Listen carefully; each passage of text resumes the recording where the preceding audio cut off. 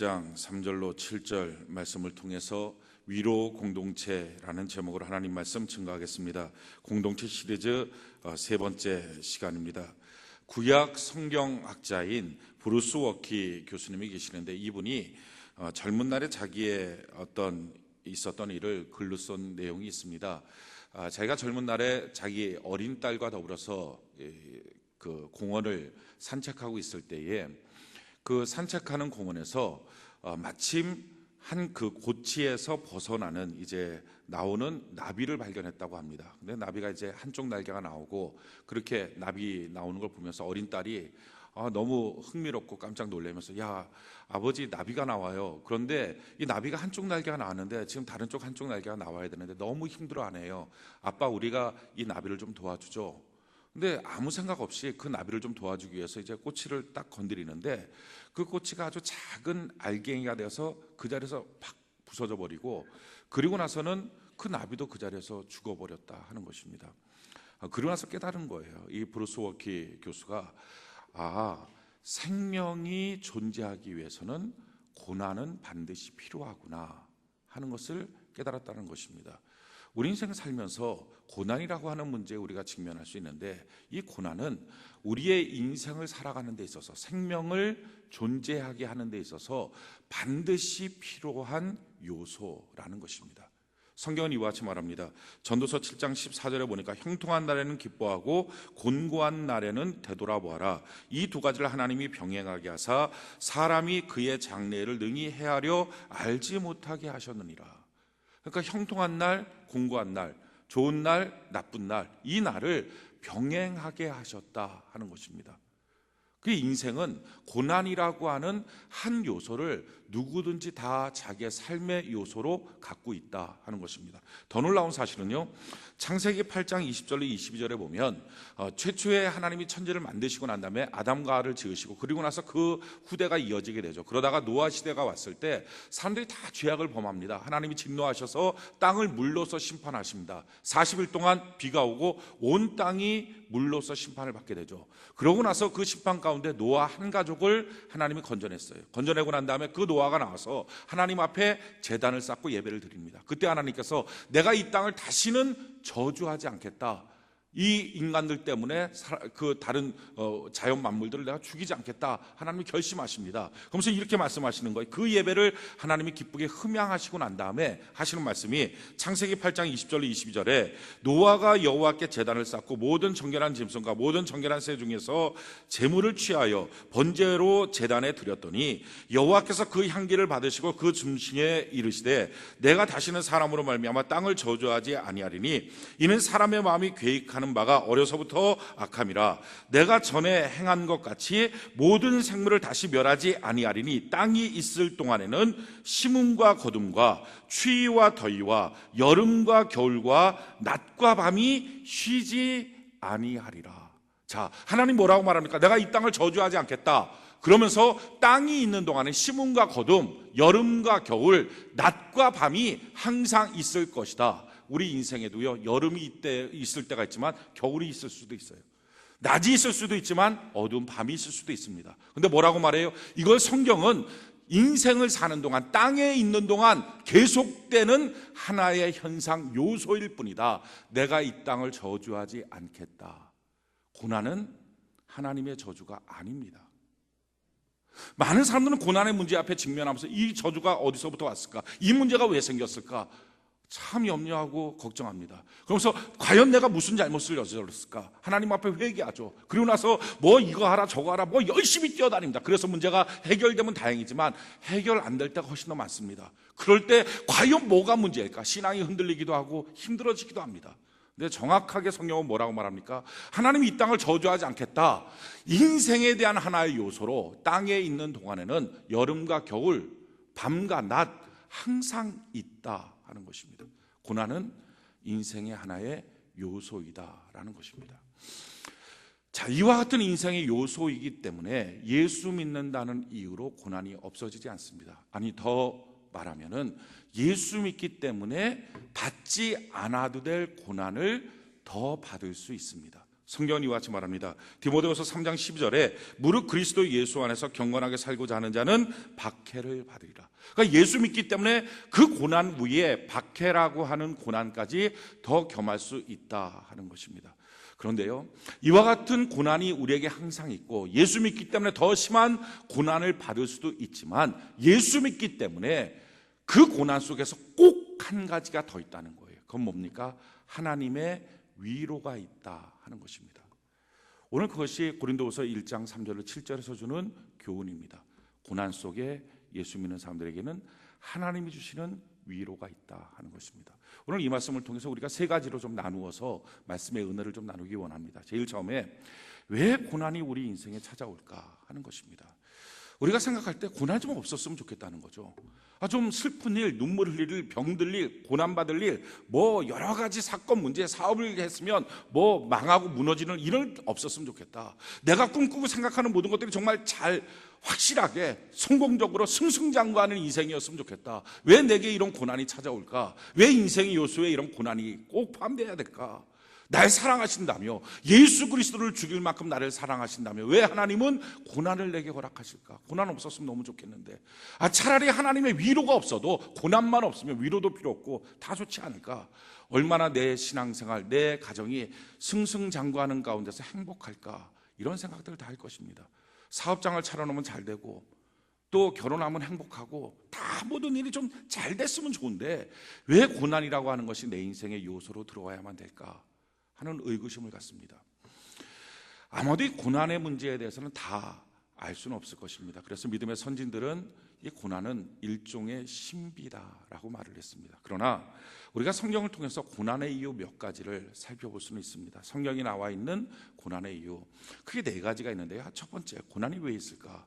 고난은요, 우리를 성숙하게 만든다 하는 것입니다. 성경이 이와 같이 말해요. 야고보서 1장 2절로 4절에 내 형제들아 너희가 여러 가지 시험을 당하거든 온전히 기쁘게 여기라. 이는 너희의 믿음의 시련이 인내를 만들어내는 줄을 너희가 알미라. 인내를 조금 온전히 이루라. 이는 너희로 온전하고 구비하여 조금도 부족함이 없게 하려 함이라. 우리 인생의 시험, 고난, 고통 이런 것들이 밀려왔을 때 우리의 인생은요 조금도 부족함이 없는 인생으로 점점 성숙해진다 하는 것입니다. 고난이 없으면 철이 들지 않습니다. 미성숙합니다. 고난이 없으면 다른 사람들을 이해하는 마음도 없습니다. 모든 인생이 다 잘됐다, 한 번도 실패한 경험이 없다. 이 사람이 얼마나 위험합니까? 이 사람이 얼마나 옆에 있는 사람들을 상처 주기 쉽습니까? 근데 고난이 있을 때 그 사람의 인생의 폭이 넓어지는 거예요. 다른 사람을 이해할 수 있는 폭이 넓어지는 거예요. 성숙된 사람으로 살아갈 수 있습니다. 하나님이 우리에게 고난을 허락하는 이유, 인생의 성숙을 위해서 좀 더 다른 사람들을 이해할 수 있는 폭을 갖고 자기 인생이 좀 깊어지기 시작하죠. 고난이 필요하다는 것입니다. 야고보서 1장 12절에 보니까 시험을 참는 자는 복이 있나니 이는 시련을 견디어낸 자가 주께서 자기를 사랑하는 자들에게 약속하신 생명의 면류관을 얻을 것이기 때문이라. 그러니까 고난 속에서 우리가 잘 고난을 이기면 생명의 면류관을 얻는 상급이 있다. 시편 119편 67절에 이런 말씀이 있습니다. 고난 당하기 전에 내가 그릇 행하였더니 이제는 주의 말씀을 지키나이다. 고난이 없을 때, 인생이 잘 풀릴 때 그건 자기 마음대로 합니다. 뭐가 뭐 거릴 게 뭐 있냐, 내 마음대로 산다, 나 혼자 힘으로도 다 잘 된다, 지금까지 실패한 적 없다, 난 고민 걱정 없었다 라고 인생 삽니다. 그러다가 인생의 고난이 닥쳐오면요, 그때부터 그렇구나, 내 인생 그렇게 만만한 게 아니구나, 나 혼자 힘 갖고 못 살겠구나, 하나님 아버지 나를 좀 도와주세요 하면서 주의 말씀이 들리기 시작한다는 거예요. 인생이 성숙해지는 거예요. 철이 드는 거예요. 그러면서 이렇게 말해요. 시편 119편 71절 이하에 보니까 고난 당한 것이 내게 유익이라. 이는 이로 말미암아 내가 주의 율례들을 배우게 되었나이다. 주의 입의 법이 내게는 천천 금은보다 좋으니이다. 내가 고난 당하는 것이 차라리 유익했습니다. 그러니까 철이 들었습니다. 이걸로 내가 성숙했습니다. 이걸 통해서 하나님 아버지께 좀 더 가까이 갈 수 있었습니다. 내가 주변에 있는 사람들을 배려해 줄 아는 향기 나는 인생이 됐습니다. 고난은요, 우리 인생을 성숙하게 만드는 하나님의 도구입니다. 그래서 고난이 필요하다 하는 것입니다. 두 번째, 성경이 말하는 고난이 필요한 이유, 그것은 고난을 통해서 인생이 정결케 됩니다. 인생의 목적이 분명해집니다. 베드로전서 4장 1절로 2절에 보니까 그리스도께서 이미 육체의 고난을 받으셨으니 너희도 같은 마음으로 갑옷을 삼으라. 이는 육체의 고난을 받은 자는 죄를 그쳤음이니 그 후로는 다시 사람의 정욕을 따르지 않고 하나님의 뜻을 따라 육체의 남은 때를 살게 하려 함이라. 고난이 밀려오면요, 사람이 정결하게 됩니다. 다른 말로 바꾸면 고난이 밀려오면 인생의 목적이 분명해집니다. 그전에는요, 이것도 좋고 저것도 좋아요. 이 사람도 만나고 저 사람도 만나고, 사람 만나는 게 두려움이 없어요. 그냥 만나는 거예요. 하는 일도 두려움이 없어요. 이것도 하고 저것도 하고 자기는 뭐든지 다 잘할 줄 압니다. 근데 인생에 막힌 길, 고난이 밀려오고 나면 그 다음부터는 자기 인생에 대해서 필요한 거, 필요하지 않은 거, 사람도 아무나 만나는 게 아니구나, 아무 일이나 하는 게 아니구나, 아무 데나 가는 게 아니구나, 내 인생 짧은 인생 이거 하는 것 딱 한 가지 목적을 향해서 좀 달려가 보자. 목적이 분명해지는 거예요. 참 놀라운 것은요, 예수 믿든지 안 믿든지 똑같습니다. 예수 믿는 사람은 고난 속에서 하나님의 영광을 위하여, 영혼의 때를 위하여, 저 천국을 위해서 이 남겨진 생애를 내가 이렇게 살기 원합니다. 분명해져요. 예수 안 믿는 사람도 마찬가지예요. 고난이 밀려오면 그 다음부터 야, 인생 사는데 돈이 최고다, 돈 벌자. 그동안에 사람 좋아했던 사람이 돈, 지위, 명예, 아주 명확하게 한두 가지로 딱 집중합니다. 다른 말로 바꾸면 예수 안 믿는 사람은요, 고난이 밀려오면 밀려올수록 더 세속적인 목적에 분명해지고, 예수 믿는 사람들은 고난이 밀려오면 밀려올수록 더 천국을 향하여, 영생을 향하여 목적이 분명해집니다. 누구든지 고난 속에서 인생의 목적이 분명해져요. 중요한 것은 그렇기 때문에 내가 예수 그리스도 안에 붙잡히는 거예요. 하늘의 햇빛이 강력하게 쪼이는 것, 그게 문제가 아니라 그 햇빛을 받고 있는 나뭇가지가 나무에 붙어 있으면 그 햇빛이 강합성 작용을 해서 열매를 맺습니다. 그런데 만약에 이 나뭇가지가 떨어지면, 나무에서 떨어져서 땅바닥에 뒹굴고 있으면 강력한 햇빛 때문에 말라서 불쏘시게 됩니다. 고난의 햇빛이 중요한 게 아니라 내가 생명 되신 예수 그리스도께 붙어 있냐 떨어져 있냐, 이게 중요한 겁니다. 고난이 있어도 생명 되신 예수께 붙어 있으면 천국을 향한 분명하고 정결한 인생의 목적이 생깁니다. 그런데 고난이 있을 때 예수께 붙어 있지 않으면 더 세속적이 되고 더 더러워집니다. 인생의 양심이 더 인격적으로 타락하게 됩니다. 고난은요, 우리 인생을 분명하게 만들어줍니다. 세 번째, 고난이라고 하는 것 때문에 열매를 맺습니다. 사람은요, 무엇을 하든지 어디로 가든지 고난이라고 하는 것을 통과해야만 진짜 열매가 맺어지지, 그 전까지 고난을 통과하기 전에는 열매가 맺어지지 않습니다. 성경이 이와 같이 말합니다. 디모데후서 2장 1절로 7절에 보면, 내 아들아, 그러므로 너는 그리스도 예수 안에 있는 은혜 속에, 은혜 가운데서 강하고, 또 내가 많은 증인 앞에서 내게 들은 바를 충성된 사람들에게 부탁하라. 그들이 또 다른 사람들을 가르칠 수 있으리라. 너는 그리스도 예수의 좋은 병사로 나와 함께 고난을 받으라. 그리스도의 좋은 군사로 고난을 받자. 왜 고난을 받습니까? 그 다음 절에 이렇게 말하죠. 병사로 복무하는 자는 자기 생활에 얽매는 자가 하나도 없나니 이는 병사로 모집한 자를 기쁘게 하려 함이라. 고난을 받은 병사는, 훈련 속에 단련된 병사는 자기를 모집한 예수 그리스도 앞에 기쁨이 되는 존재가 된다. 열매 맺는 상급 있는 존재가 된다는 거예요. 어떤 누구든지 무슨 일을 하든지요, 마찬가지입니다.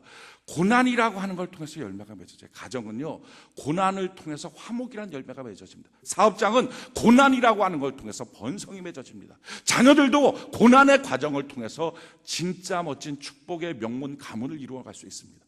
고난 없이 무엇인가 되지 않아요. 그 다음에 볼까요? 경계하는 자가 법대로 경계하지 않으면 승리자의 관을 얻지 못합니다. 경계하는 자에게 있어서 법이라고 하는 것은 일종의 제약입니다. 고난입니다. 축구하는 사람이 막 뛰다가 힘에 붙이면 손으로 잡으면 좋잖아요. 근데 손 잡으면 안 돼요. 벌점이에요.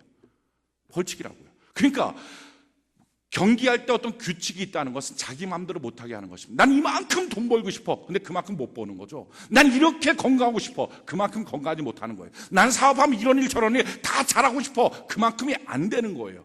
그게 법이라고요. 그게 제약이고요. 그게 고난이에요. 자, 그런데 그 고난 속에서도 열심히 성실하게 하는 그 사람이 진짜 상 받는 사람이라는 거예요. 지 마음대로 하는 게 아니라. 그 다음에 뭐라고 말합니까? 수고하는 농부가 곡식을 먼저 받는 것이 마땅하니라. 농사꾼이 수고하지 않고 어떻게 열매를 맺습니까? 사랑하는 성도 여러분, 그러기 때문에요, 무엇인가를 이루려면 저절로 되는 거 없어요. 십자가 없는 영광의 부활이 어디 있습니까? 그러니까 무엇이든지 고난의 과정을 통과하지 않은 사람은 진짜 열매도 없습니다. 잎만 무성한 무화과 나무처럼 그냥 이것저것 변죽만 올리고 다니지 아무것도 맺어지는 것이 없다는 것입니다. 다 뭐든지요, 고난의 과정을 통해서 열매가 맺어지는 거예요. 그러니까 마지막 뭐라고 말합니까? 우리 디모데후서 2장 7절 같이 한번 읽어볼까요? 디모데후서 2장 7절 같이 한번 소리 시작. 내가 말하는 것을 생각해보라. 주께서 범사에 내게 총명을 주시리라. 그렇습니다. 이 총명, 언더스탠딩. 많은 사람들이 자기 인생이 이해가 안 된다고 말합니다. 그래서 원망하고 분노하고 싸우고 부부간에도 갈등하고 문제만 터지면 싸우고 문제만 터지면 울고 짜고 문제만 터지면 우울증 걸리고. 왜 그렇습니까? 언더스탠딩, 총명이 없어서. 무슨 총명? 고난이 다가왔을 때, 야, 이 고난 때문에 이제 열매가 맺어지겠구나, 이걸 모르니까 라는 거예요. 사랑하는 성도 여러분, 고난이 왜 있습니까? 그것은 지금까지 했던 일의 마지막 연근은 열매를 만들기 위한 하나님의 전략이에요. 고난을 통과해야 열매가 있습니다. 마지막 네 번째, 성경을 통해서 고난이 왜 있어야 되느냐? 그 고난 때문에요, 사람이 소명을 갖습니다. 이게 제일 중요한 거예요. 빅토리아 여왕 시대에 한 그 빅토리아 여왕의 신하의 아내가 그 가정이 아이를 결혼하고 난 다음에 아이가 없었던 거니까 아이를 너무 원했어요.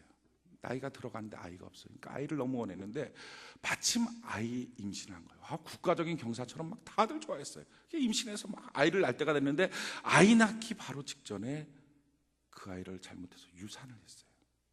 아이가 죽은 거예요. 가정 전체가 시리에 빠졌어요. 살 소망도 없는 거예요. 죽고 싶은 마음 들어요. 특히 그 신하의 아내는요, 죽고 싶은 마음밖에 없어요. 야, 나는 저주받은 여자인가 보다. 어떻게 인생이 이럴까? 그렇게 아이를 원했고 내 뱃속에서 뛰노는 그 아이 너무 기뻤는데 어떻게 아이를 유산할 수 있나? 난 죽어야 돼요. 그렇게 삶의 의욕을 다 상실한 그 여인을 빅토리아 여왕이 찾아갔어요. 찾아가서 잠깐 빅토리아 여왕이 만나고 왔는데요, 그 다음부터 이 신하의 아내가 삶의 페이스를 다시 찾은 거예요. 활기차게 사는 거예요. 사람들이 놀랐어요. 야, 어떻게 해서 이런 일이 생길까? 물론 여왕이 신하의 아내를 찾아갔다는 것 자체로도 영광스러운 일이죠. 그러나 그 영광스러운 일 그 정도 해갖고 어떻게 저 사람이 죽겠다고 자살하겠다고 했던 사람이 삶의 페이스 찾을까? 야, 이게 무슨 일이 있을까? 물어본 거예요, 그 신하의 아내한테. 도대체 여왕이 와서 어떻게 했길래 당신이 이렇게 삶의 페이스를 다시 찾았습니까? 그때 신하의 아내가 이렇게 말했어요. 여왕이 와서 별거 한 거 없습니다. 여왕이 와서 내 손을 꼭 잡고 이렇게 말을 했어요. 내가요, 지금 당신의 마음을 알아요. 근데 그때 이 신하의 아내가 떠오른 거예요. 얼마 전에 그 여왕도 똑같이 유산했다는 거를. 그래서 여왕이 나를 찾아왔구나. 근데 그 말을 듣는 순간에, 그리고 그 여왕이 그 유산했다는 그 사실을 기억하는 순간에 이 고통이 나만의 고통이 아니구나, 다른 사람들이 이 고통을 겪구나, 그러면서 인생을 다시 시작하는구나, 그 말을 듣는 순간에 이 동병상련이 되면서 힘을 얻었다는 거예요. 고난 속에는요, 이런 소명이 있어요. 누군가를 고난받은 사람, 동병상련이라 그러죠. 위로해 줄 수 있는 능력이 생기는 거예요. 오늘 성경 말씀이 그걸 우리에게 지금 가르쳐주고 있어요. 고린도서 1장 4절 우리 같이 한번 읽어볼까요? 고린도서 1장 4절, 고린도서 1장 4절 같이 한번 한 목소리 한번 읽어봅시다. 시작. 우리의 모든 환난 중에서 우리를 위로하사 우리로 하여금 하나님께 받는 위로로서 모든 환난 중에 있는 자들을 능히 위로하게 하시는 이시로. 우리 하나님이 누굽니까? 우리가 고난 속에서도 우리를 위로하사 받은 위로 때문에 또 다른 누군가를 고난 속에 있을 때 위로할 수 있는 능력이 생긴다는 거예요. 아픈 사람이 그 아픈 마음을 위로해 줄 수 있어요. 쓰린 사람이 그 쓰린 마음을 위로해 줄 수 있어요. 그렇기 때문에 우리가 당한 어떤 고난은요, 무의미한 게 아니에요. 인생에 없었으면 좋겠다, 그게 아니라요, 나를 성숙시키고 열매를 맺게 만들고 뿐만 아니라 또 다른 누군가를 위로해 줄 수 있는 나만의 위로, 나만의 능력을 주기 위한 하나님의 소명이 있다는 것입니다. 고난은 이와 같이 의미가 있어요. 더 놀라운 사실은요, 이 고난 가운데 이와 같은 분명한 열매뿐만 아니라 더 놀라운 사실은 하나님의 위로가 있다는 거예요. 예수 믿는 사람에게 세상에 주지 않은, 하늘에서 주는 하나님의 어마어마한 위로가 있다는 거예요. 고난 속에 있으면요, 놀라운 한 가지 특권이 있습니다. 기도가 너무 잘 돼요. 무릎만 꿇어도 그냥 은혜가 있어요. 찬송하면요, 왜 이렇게 힘이 나는지. 성경만 펴도요, 그냥 주님이 내게 들려주시는 것 같아요. 병실에서 수술받기 전날 밤, 그 밤이 얼마나 은혜로운 밤인지, 그 밤이 얼마나 능력의 밤인지. 제가 2007년도에 수술받고 한 2달 동안 교회에 나오지 못하고 집에 있었어요. 참 영적으로도 육적으로 눌려있을 때고요. 참 어렵고 힘들 때였어요. 근데 그 어렵고 힘들 그때예요, 얼마나 주님을 독차지할 수 있는지. 많은 목사님들이 경험하는 것은 좋을 때가 아니에요. 하나님을 경험하는 시점은 정말 어렵고 힘들 때. 저도 강대상에서 무릎 꿇고 하나님, 그때 기도하는 건요, 특별한 기도도 없어요. 이렇게 기도해요. 하나님 하시지요. 이렇게 말하면 눈물이 먼저 나오니까 말을 못하는 거예요. 그냥 하나님 하시지요, 하나님 하시지요. 주님 불쌍히 여겨주세요. 근데 그 밤에 주님이 찾아오시는 거예요. 내가 너랑 함께한다. 아무도 없니? 아니야, 내가 너와 함께하고 있어. 얼마나 위로가 있는지 몰라요. 우리가 잘 부르는 복음성가에 있어요. 괴로울 때 주님 얼굴 보라. 이 가사가 이런 가사예요. 괴로울 때 주님의 얼굴 보라. 평화의 주님 바라보아라. 세상에서 시달린 친구들아, 위로의 주님 바라보아라. 눈을 들어 주를 보라. 내 모든 염려 주께 맡겨라. 슬플 때 주님의 얼굴 보라. 사랑의 주님 안식 주리라. 힘이 없고 내 마음 연약할 때 능력의 주님 바라보아라. 주의 이름 부르는 모든 자는 힘주시고 늘 지켜주시리. 눈을 들어 주를 보라. 내 모든 염려 주께 맡겨라. 슬플 때 주님의 얼굴 보라. 사랑의 주님 안식 주리라. 참 놀라운 게요, 특권이에요. 고난 속에 있을 때, 괴로울 때, 힘들 때, 그때 얼마나 주님이 가까이 계시는지. 이건 고난 속에 있는 사람들만이 느끼는 특권이에요. 좋을 때, 인생 잘 풀릴 때, 그땐 몰라요. 근데 그 고난 속에 고개만 들어도 주님이 가까이서 내가 있다 말씀해 주시는 거예요. 의사이면서 또 가정사역자인 제임스 답슨이라고 하는 분이 계시는데, 이 의사분이 자기가 섬기고 있는 병원에서 있었던 일을 기록한 거예요. 5살짜리 아이가 그 병원에 입원을 했어요. 폐암으로. 이 폐암은요, 참 모든 암들이 고통스럽지만 너무 고통스러운 거예요. 누워있지를 못하는 거예요. 계속 앉아있어야 돼요. 누우면은 기침이 너무 많이 나오고 이 가슴이 터지기 때문에 눕지를 못해요. 그러니까 폐암 걸려서 죽게 되면요, 죽는 날까지 앉아있는 거예요. 너무 고통스러운 거예요. 근데 5살짜리 아이가 그 폐암에 걸려서 있는 거예요. 그 엄마가 옆에서 계속 보담아주고, 옆에서 같이 기도해주고, 예수님 얘기해주고, 그러다가 잠시 자리를 비우는 시간이 있어서 자리 비웠다가 돌아오는데 간호사가 이러는 거예요. 그 엄마한테, 어머니 큰일 났어요. 아이가 환각 증세를 일으키고 있어요. 무슨 일입니까? 아이가 막 외치는 거예요. 소리 지르는 거예요. 종소리가 들려요. 종소리가 들려요. 외치는 거예요. 그때 그 어머니가 단호한 목소리로 이렇게 말했어요. 아니에요, 그 환각 증세, 환청 증세 아니에요. 제가 제 애한테 이렇게 얘기했어요. 숨이 멎을 만큼 너무 고통스럽거든. 숨이 안 쉬어지거든. 그때 예수님께 기도해라. 그러면 하늘의 종소리가 들릴 거야. 천국에서 종소리를 치면서 예수님이 너를 위해서 달려오실 거야.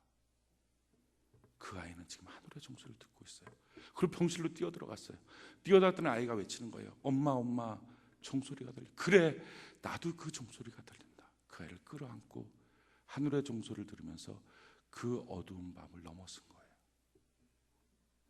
아까 말씀드렸던 제가 2007년도 참 어렵고 힘들었던 시기인데요, 그때 한 2달 동안 영적으로 완전히 다운돼 있고, 믿었던 많은 사람들이 제 곁을 떠나갔을 때 견딜 수 없었어요. 그 고난의 밤에 제가 기도하기 위해서 양수리 수양관, 그 강남중앙진예교회 양수리 수양관을 갔어요. 거기서 막 하나님께 기도하는데 답답한 거예요. 그 양수리 수양관 예루살렘 성전이 큰 성전이 있는데 그 앞에 나와서 그 큰 광장에서 제가 뛰면서 부르기 시작했어요.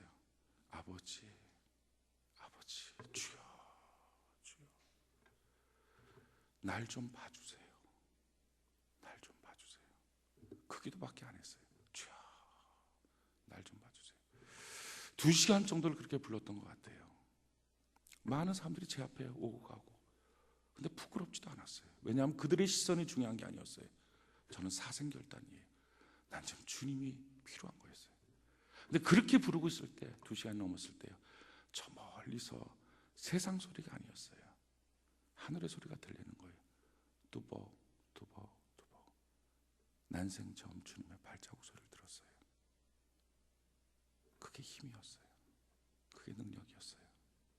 사랑하는 성도 여러분, 여러분들이 고난 속에 있을 때요, 특권이 있어요. 고난 속에 기도하고 고난 속에 주님 바라보면 위로하시는 주님이 계시는데요, 하늘의 종소리가 들린다고요. 빅토리아 여왕이 신하의 아내를 찾아와서 위로해 준 것처럼 우리 주님이 찾아오신다고요. 우리 주님은요, 십자가를 지신 분이에요. 고통을 아세요. 내가 아파요 주님 말하면 주님이 그래 내가 안다. 왜? 그분은 고통을 당해봤으니까. 내가 외로워요, 사람들이 다 나를 배신해요. 주님이 말하는 거예요. 그래 내가 안다. 내가 너 곁에 있다. 주님은요, 십자가를 지고 가실 때 침뱉음을 당했어요. 가슴에 혈류관을 썼어요. 아시는 분이라고요. 그 아시는 주님이 내게로 오시는 거예요. 우리가 고난 속에 있을 때요, 위로하시는 주님이 계십니다. 오늘 성경이 그걸 우리에게 말씀하고 있어요. 우리 고린도후서 1장 3절 같이 한번 볼까요? 고린도후서 1장 3절 같이 한번 한 목소리 한번 읽어봅시다. 시작. 찬송하리로다. 그는 우리 주 예수 그리스도의 하나님이시요 자비의 아버지시요 모든 위로의 하나님이십니다. 우리 하나님이 어떤 분이십니까? 우리 하나님은요, 자비의 아버지시요. 여기서 자비는요, 복수형으로 쓰여서 내 인생에 필요한 모든 자비의 근원자 아버지시고, 모든 위로 앞에도 붙어 있다고. 무슨 단어가요? 모든 위로. 내가 필요한 모든 위로의 아버지시다. 그래서 뭐라고 말합니까? 5절 우리 같이 한번 읽어볼까요? 5절 같이 한 목소리 시작. 그리스도의 고난이 우리에게 넘친 것 같이 우리가 받는 위로도 그리스도로 말미암아 넘치는도다. 예수 믿는 우리에게 놀라운 특권은요, 고난이 참 극심합니다. 극심한 고난 가운데서도 감사해요 라는 찬양을 부를 수 있는 것은요, 위로가 넘치니까 그래요. 주님의 은혜가 넘치니까. 저는 여러분들이 이 위로의 주님을 만나길 원하고요, 고난 가운데 있다면 오늘 그 하늘의 종소리를 꼭 듣기를 바랍니다. 세 번째 우리가 살펴볼 것은요, 이 고난 속에 있는 우리들을 위로하시는데 하나님은요, 어떻게 위로하십니까? 우리라고 하는 존재를 통해서, 우리 위로 공동체 교회를 통해서 위로하신다는 거예요. 오늘 성경 고린도서 1장 6절 우리 같이 한번 읽어볼까요? 고린도서 1장 6절 같이 한 목소리 시작. 우리가 환난 당하는 것도 너희가 위로와 구원을 받게 하려는 것이요 우리가 위로를 받는 것도 너희가 위로를 받게 하려는 것이니 이 위로가 너희 속에 역사하여 우리가 받는 것 같은 고난을 너희도 견디게 하느니라. 이 고린도서 1장 3절 7절까지의 가장 반복적인 말씀은요, 고난 위로 이 말씀입니다. 그런데 이 고난 위로보다 훨씬 더 많은 단어가 있어요. 그게 바로 우리라고 하는 단어예요. 우리 안에서 기쁨은 두 배 되고요, 우리와 같이 나눌 때 슬픔과 고난은 경감되기 시작합니다. 같이 어울려 있으면서 공동체로 있으면서, 그게 교회는요, 그런 위로의 공동체예요. 위로해 주면서 고난이 좀 없어져요. 우리가 당하고 있는 고난이 참 성숙도 있고 열매도 있고 필요합니다. 그럼에도 불구하고 감당하기 많이 어렵습니다. 그래서 같이 짐을 지는 거예요. 그게 교회예요. 그게 교회 공동체예요. 오늘날 많은 개인주의 생각들이 팽배하기 때문에 교회 와서 그냥 예배만 드리고 돌아갑니다. 주일날 예배만 드리고 돌아가요. 더 깊이 들어오는 것, 셀 모임으로 또 다른 어떤 행사로 모임으로 더 헌신하는 것들을 싫어합니다. 시간을 뺏기는 것처럼 느껴집니다. 그런데요, 그게 편하게 신앙생활 하는 것처럼 보이지만 그 사람들이 가장 어렵고 힘들 때가 있어요. 느닷없이 닥쳐온 불행 앞에 자기가 얼마나 외로운 존재인지를 느낍니다. 고난이 왔을 때 고난을 좀 넉넉하게 이기는 사람들의 특징들은 대부분 공동체 안에 좀 깊이 들어간 사람들이에요. 거기서 위로와 힘을 얻어요. 그래서 그 고난을 이겨나갈 수가 있어요. 교회는요, 이런 위로하는 공동체입니다. 부러진 부리라고 하는 동화가 있어요. 여러분들 혹시 읽어보셨나 모르겠는데, 부러진 부리, 이건 작은 참새 얘기입니다. 이 참새가 공원에서 짹짹짹짹 하면서 이 빵 부스러기들을 먹고 있었던 거예요. 근데 어느 날 이 참새의 부리가 사고로 부러졌어요. 잘 못 먹는 거죠. 그러니까 다른 참새들이 와서 다 쪼아 먹어가요. 뜻하지 않게 닥쳐온 불행 앞에 이 참새는 누구도 동정을 해주지 않는 거예요. 먹지 못하니까 털도 빠져나가고요, 씻지도 못하고요. 그러니까 참새 무리 중에서 점점 더럽고 추하다고 왕따 되기 시작했어요. 그래갖고 먹지도 못하니까 이제 병들어 점점 죽어가는 거예요. 그러던 어느 날에 손에 빵 부스러기를 담아갖고 그 참새 앞에 이렇게 내놓는 손길이 있었어요. 그러니까 경쟁자가 없으니까 부러진 부리를 갖고서도 간신히 먹을 수 있는 거죠. 보니까 이렇게 손을 내밀고서 이렇게 말하는 거예요. 너가 꼭 나갔구나. 이게 그 공원에 있는 노숙자 아저씨였어요. 그러니까 자기도 좀 더럽고 못 먹고 버림받은. 그 참새를 보면서 동병상련을 너가 꼭 나갔구나 하고 웃으면서 그 빵 부스러기를 준 거예요. 처음으로 이렇게 딱 먹고 난 다음에 그 참새가 너무 행복한 거예요. 왜냐하면 빵을 먹어서 행복한 게 아니라 자기를 향한 사랑을 먹은 거예요. 그리고 그 밤에 처음으로 이 노숙자 아저씨하고 부리가 부러진 참새, 새끼 참새, 요 둘이서 둥지를 텄어요. 같이 품에안고 공원에서 자는 거예요. 그래서 이렇게 쓰다듬어 참새를 이렇게 쓰다듬어 주면서 그 아저씨가 잘자 참새야, 내일을 위해서. 참새가 짹 하고 반응을 했어요. 그리고 그 밤에 꿈을 꾸는 거예요. 아저씨는 다시 가족에게 돌아가는 꿈을. 그리고 이 참새는 자기 참새 무리들과 같이 어울려 노는 꿈을 꾼 거예요. 이 둥지, 그 밤을 지내는 이 위로 공동체, 이게 교회입니다. 우리가 인생 살면서 내가 원하는 곳에서 날지 못하고 미끄러질 때 있어요. 상처받을 때 있어요. 고난이 밀려올 때 있다고요. 쉽지 않은 거예요. 그러니까 남들은 내가 고난이 왔을 때 고난이 아닐 수 있어요. 그러니까 다른 사람보다 뒤처질 수 있어요. 위기 가운데 빠질 수 있어요. 그때 그 밤을 지내는 둥지가 필요해요. 그게 교회예요. 교회는 서로 격려하고 힘을 얻고요, 위로를 받는 거예요. 하나님 주시는 위로로서. 그리고 그 위로로 그 밤을 지내고 난 다음에 다시 내가 가야 될 그 터전에서 독수리처럼 날아오르기 시작하는 거예요. 교회는 이런 위로 공동체입니다. 물론 교회가 완전히 성숙하진 않았어요. 우리 교회도 물론 성숙한 교회는 아닙니다. 그렇기 때문에 이 공동체 안에 들어오다 보면요, 상처받기도 해요. 아픔이 있기도 해요. 그렇지만 우리 세종안교회가 바로 우리 교회, 우리 공동체예요. 미성숙하지만 우리가 지어져 가는 거예요.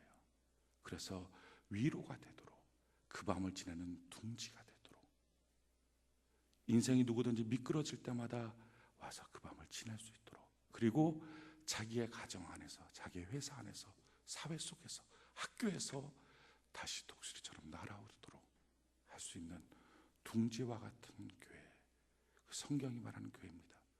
우리 세종안교회, 우리가 만드는 이 교회가 그와 같은 위로 공동체가 되기를 원합니다.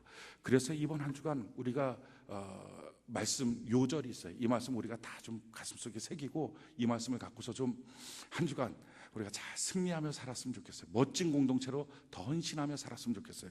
우리 에베소서 2장 19절로 22절인데 한번 띄워주시고 우리 같이 한번 읽어봅시다. 에베소서 2장 19절로 22절 우리 같이 한번 읽어봅시다. 시작. 그러므로 이제부터 너희는 외인도 아니요 나그네도 아니요 오직 성도들과 동일한 시민이요 하나님의 권속이라. 너희는 사도들과 선지자들의 더 위에 세우심을 입은 자라. 그리스도 예수께서 친히 모퉁이 돌이 되셨느니라. 그의 안에서 건물마다 서로 연결하여 주 안에서 성전이 되어가고 너희도 성령 안에서 하나님이 거하실 처소가 되기 위하여 그리스도 예수 안에서 함께 지어져 가느니라. 외인도 아니고 손님도 아니다. 먼저 온 사람 나중에 온 사람 상관없다. 다 그리스도 안에 한 권속이다. 한 가족이다. 그러면서 뭐라고 말합니까? 아직 공사 중이라는 거예요.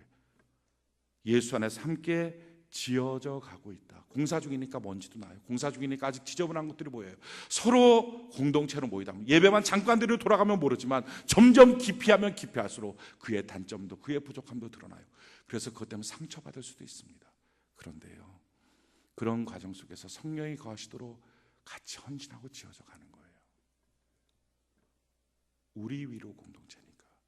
그렇게 지어져 가서 헌신하고 나면 내 인생에 고난이 닥쳐왔을 때, 내가 미끄러졌을 때 그 안에서 그 밤을 지내는 둥지가 됩니다.